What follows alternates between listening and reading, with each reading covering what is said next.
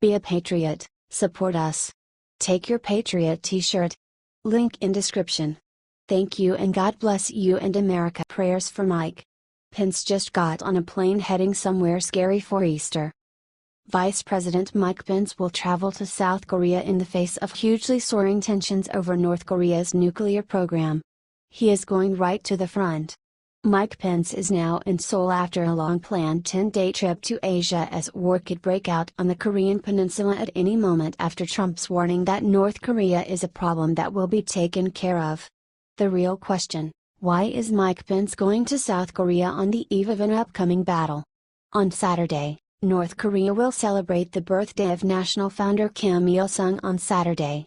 This national holiday in North Korea will be marked by a show of military might, and 38 North has reported on satellite images that show that the country's nuclear site is primed and ready. We need to send Pence our prayers.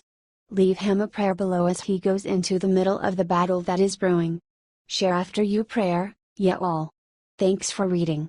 H/T Daily Mail.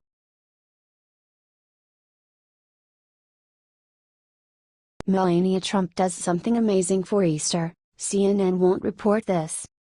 The mainstream media is doing everything it can to vilify First Lady Melania Trump. That's why they won't be reporting on this story. Breitbart reported that Melania dropped everything on Friday morning to make an unannounced visit to a group home for abuse and domestic violence victims in Florida. After arriving at around 10:15 a.m., Melania spoke with a group of 7 girls between the ages of 12 and 17 for 45 minutes. This is a day that the girls will never forget, said Matthew Lydica, the chief executive officer of Home Safe, the nonprofit in charge of the shelter. Each of the girls were removed from their families by court orders and placed in Home Safe's residential program. It was extra special and touching. She asked them what their interests are, Lydica said. Melania gave gifts to the girls and handed out Easter baskets and stuffed bunnies to other residents at the shelter. This shows just how generous our First Lady really is.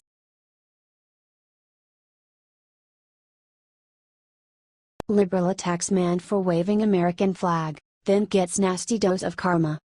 Kyle Chapman, known as Base Stickman on Facebook, was assaulted this week for carrying the American flag around Berkeley, California. Unbelievably, he was the one who ended up being arrested. Breitbart reported that Chapman was walking around Berkeley with the flag to promote a free speech rally scheduled for Saturday when a group of youths approached him and told him to leave. When Chapman refused, one of the thugs got in his face and challenged him to a fight.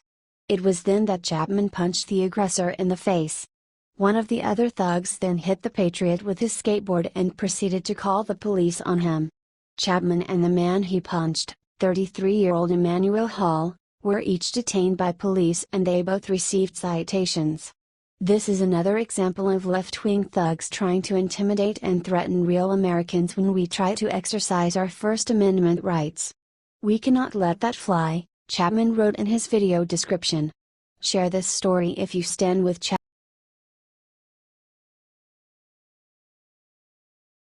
You won't believe what Trump just did for Easter. It is so refreshing that President Donald Trump is open about his Christian faith, especially in the face of Christians being openly and violently persecuted around the world. President Trump just released a powerful Easter message in which he referenced not only the Jewish season of Passover, but also the resurrection of Jesus Christ. As families gather in houses of worship across the nation, we are grateful for the tremendous blessings on this land, our home, Trump said, according to The Hill. We have a beautiful country, an abundant countryside, and an amazing people with a truly bright and wonderful future. Trump went on to talk about Passover and the Jewish history of persecution. Down through the centuries, the Jewish people have lived through one persecution after another, he said. And yet, they persevered, and thrived and uplifted the world beyond measure.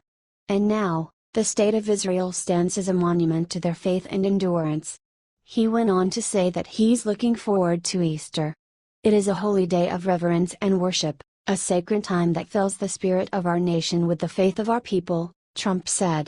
Moving away from religion, the president condemned terrorism, calling it one of the gravest threats to religious freedom and condemning recent attacks by the Islamic State in Iraq and Syria on Christian worshippers. He then directly addressed those struggling Americans who have felt, for too long, the bitter taste of hardship.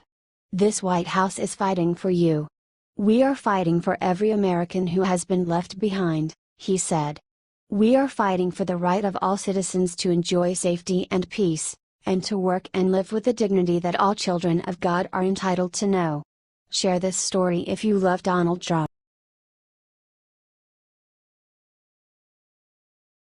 Whoa! Trump just did something amazing for Easter. President Trump is a Christian, and he wants Easter to be special for his family. That's why the first family flew to Florida to spend the holiday at their Mar-a-Lago resort. The president boarded Air Force One in Maryland, and then met his family at the airport in Palm Beach, Florida. His family, First Lady Melania, son Barron, and older son Don Trump Jr., flew on their own plane. Trump's daughter, Ivanka, is celebrating the Jewish holiday Passover with her husband Jared Kushner in Canada this weekend. Advertisement: when Trump landed in Palm Beach, he was met by a cheering crowd. Many were waving the American flag and donning "Make America Great Again" caps. The president will be attending a Christian service on Sunday morning in the same church where he was married to his wife Melania. It's refreshing to finally have a president who is proud of his Christian beliefs and values, not apologetic. Are you happy with how President Trump is doing during his first few months in office? Sound off and let us know your thoughts in the comments section below.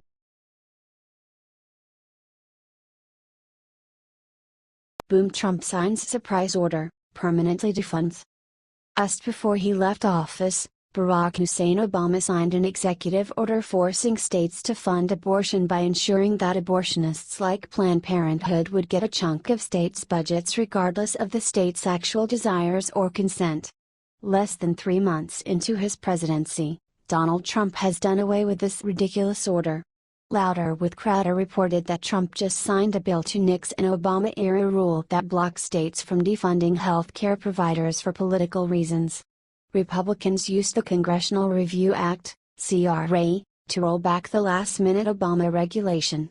Republicans say that reversing the rule gives states the power to decide how they want to distribute Title X funding, while Democrats whine it's just another push to hurt Planned Parenthood. Susan B. Anthony List President Marjorie Dannenfelser has said that Obama's HHS effort was a parting gift to the abortion industry. She thanked Trump after he signed the bill for what he did. This week the pro-life movement had 2 huge victories. First, the swearing-in of Justice Gorsuch, and now, President Trump will undo former President Obama's parting gift to the abortion industry, Dannenfelser said in a statement. The resolution signed today simply ensures that states are not forced to fund an abortion business with taxpayer dollars.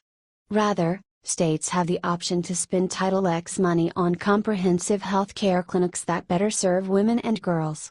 Share this story if you support.